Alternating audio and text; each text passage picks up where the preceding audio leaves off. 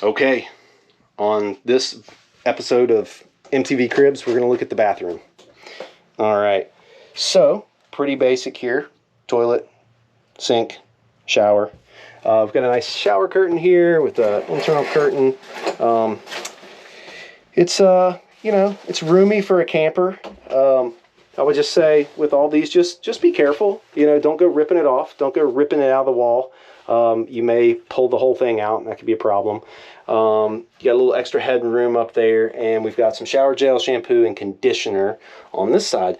We also, if you want to open the window, basically just push down on this tab, pull this out, and then you just kind of have to give it a little push, and then you just have to kind of hold your mouth right to get it to stay there. That's pretty much it. Obviously, also you can pop this screen out, and it's an escape hatch. All right, so let's get that added back in there. All right, hot water, cold water, storage here. Got some place you want to keep your toothbrush if you're so inclined. And then really right here we've got the lights, and this is the fan. So campers are small areas. When you're taking a shower, I would open this so you can see how I just basically pulled down, closed, pushed, it's open. I would not leave this open when you travel because you'll get dust and things like that that'll just kind of end up in here. This is just really helpful. Bathroom, showers, just to get smells and water vapor out of the bathroom. Some places to hang some wet clothes, towels, things like that. Toilet, pretty simple. Just like any toilet you've probably ever used, but smaller. And the flush is, let me show you this actually. If you've never used one of these, you step on it, and it opens, and the water is gonna come out right here and clean the bowl out. For a number one, just let it go down. For a number two, hold this thing down for maybe like 3 or 4 seconds. Just let some water go in there. That'll just make the flushing part easier.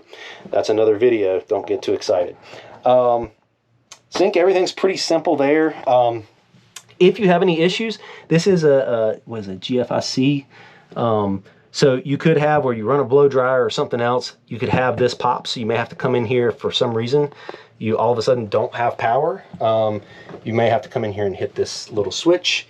Water pump, this is only for if you are not hooked up to city water. So if you're somewhere and you're just running off of water that's in the holding tank for the freshwater tank, you're gonna need the water pump to pump it out of the tank into the sink or whatever you're using. But if you're hooked up at a campground, you will not need this. Most likely, most people will not need this. Water heater. I don't know if you can see that, but there's gas and then there's electric. Electric, when you get to the camp spot, just go ahead and turn that on and it'll start warming up the water. There's a 6-gallon tank. When you get ready to do showers, I would turn on the LP gas as well, because what will happen is if you have these two on together, it heats the water faster. And so when you're taking a shower, again, probably best practice is get yourself wet, turn the water off, get your hair soapy, turn the water back on, rinse off, get the rest of you wet, turn it off. And when I say turn it off, the easiest way is, let's say the water's on, it's on. You hit this button, now it's off. So it's ready to come back on. Pro tip, as soon as you turn it back on, there'll be like 2 seconds of cold water, and then it'll go hot again. So don't point it at yourself, point it at the wall, unless you just like that cold bath thing, and let it go, and then start washing again. Okay, so basically, shower, both of these on. If you're just wanting warm water, to wash your hands, that sort of thing, just leave the electric on. I typically just leave the electric on when I get to the camp spot. Don't mess with it. And then when we take showers, I turn this on, and then when we're done with showers, I turn it off. Okay, quick lesson here for this. This is just, you have to click on this, and it shows you how full it is. So this is the battery. If you see this, battery is full, so it's fully charged battery. That's great. Freshwater tank, this means it's on empty. That means there's obviously nothing in there, and you see it's E 1/3, 2/3 full. Okay, so unless we have filled up the tank beforehand, If you're hooked up to the water at a campground, you won't have any water going into the fresh tank. It just comes straight in from the pipe in the campground, straight to the faucet or whatever you're using.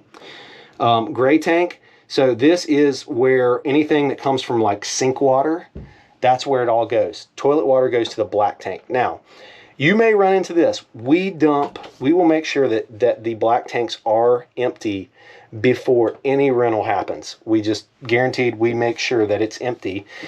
The sensors on these things are problematic.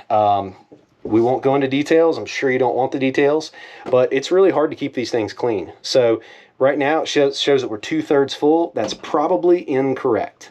It is empty because we just dumped it a few days ago when we picked this up. So with that being said, you're probably thinking, how do I know if I'm getting full? Well, if you're at a campground and you're hooked up to sewer and you have a full hookup, best practice is if you take showers, which again, shower is going to be the gray tank. What I would do is I would dump the black tank, let it run all the way out. It may take a few minutes. You know, it's going to come out a lot at first, and then it just kind of slowly come out. And then run the gray tank. Okay? So that's what I'll do. Again, that's outside, but that's what I'll do. This kind of flushes out, you know, the gray, whatever's in the gray tank will kind of flush out what's left in between the black and the rest of the tank.